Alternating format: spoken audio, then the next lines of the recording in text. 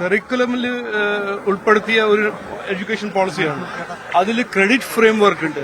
കുട്ടികൾ ഇന്ന് ഇവിടെ ഒരു കൊല്ലം സ്കൂൾ ഡ്രോപ്പ് ഔട്ട് ആയിട്ട് ഒരു 3 കൊല്ലം കഴിഞ്ഞിട്ട് സ്കൂൾ മടങ്ങി വരണമെന്ന് അങ്ങനെ ആഗ്രഹം ഉണ്ടെങ്കിൽ നാഷണൽ എഡ്യൂക്കേഷൻ പോളിസി ഉണ്ടെങ്കിൽ അത് സാധിക്കും. സ്കൂളിൽ നിന്ന് വിട്ട് ഇനി 5-6 കൊല്ലം കഴിഞ്ഞിട്ട് കോളേജിൽ അഡ്മിഷൻ വേണമെന്ന് അങ്ങനെ ഒരു ആഗ്രഹിച്ചാൽ നാഷണൽ എഡ്യൂക്കേഷൻ പോളിസിയിൽ അതിൽ ഫ്ലെക്സിബിലിറ്റി ഉണ്ട്. സ്കൂളിൽ നിന്ന് ഡ്രോപ്പ് ഔട്ട് ചെയ്ത് കോളേജ് പോയില്ല എന്ന് വിചാരിക്കൂ, 6 കൊല്ലം നാഷണൽ എഡ്യൂക്കേഷൻ പോളിസി വഴി കഴിവ് സ്കില്ലിംഗ് ഇതിന്റെ ഒരു കരിക്കുലം അത് അതിൽ ഉൾപ്പെടുത്തിയിട്ടുണ്ട്.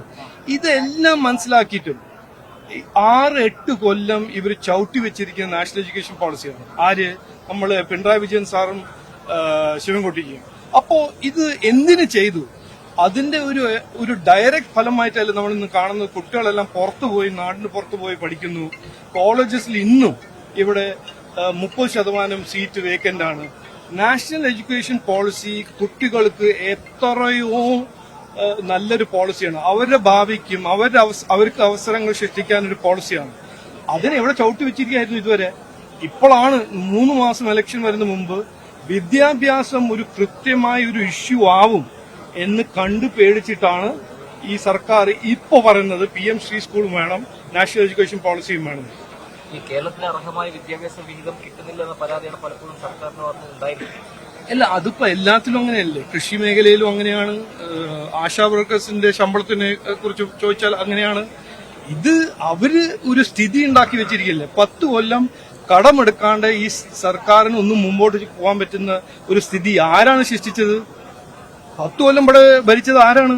ഒരു മുഖ്യമന്ത്രി ഉണ്ടായിരുന്നു, സർക്കാർ ഉണ്ടായിരുന്നു, CPM ആയിരുന്നു.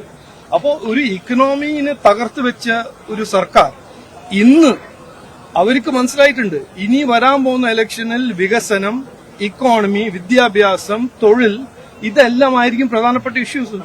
അതിനെക്കുറിച്ച് അവർക്ക് കൃത്യമായ മെസ്സേജ് കിട്ടിയിട്ടുണ്ട്. അവർക്ക് ഇതുവരെ ഈ ഓരോരോ വിഭജിക്കുന്ന ഒരു നറേറ്റീവും സെക്യുലറിസം, ഒരു ഫേക്ക് സെക്യുലറിസം അതെല്ലാം ഇപ്പൊ തകർന്നു പോയല്ലോ. SDPIയും ജമാഅത്തെ ഇസ്ലാമിയും അവരെല്ലാം ചെയ്യുന്ന കാര്യങ്ങളെല്ലാം കണ്ടു മനസ്സിലായിട്ടുണ്ട് ജനങ്ങൾക്ക്. അപ്പോ ഇനി വരുന്ന ഇലക്ഷന് വികസനം, ജനങ്ങൾക്ക് വേണ്ട കാര്യങ്ങൾ, വിദ്യാഭ്യാസം, അവരുടെ കുട്ടികൾക്ക് വിദ്യാഭ്യാസം, തൊഴില്, വിലക്കയറ്റം ഇതെല്ലാമാണ് പ്രധാനപ്പെട്ട ഇഷ്യൂ. ചർച്ച ചെയ്യാൻ പോകുന്ന ഇഷ്യൂ ഇതിലാണ്.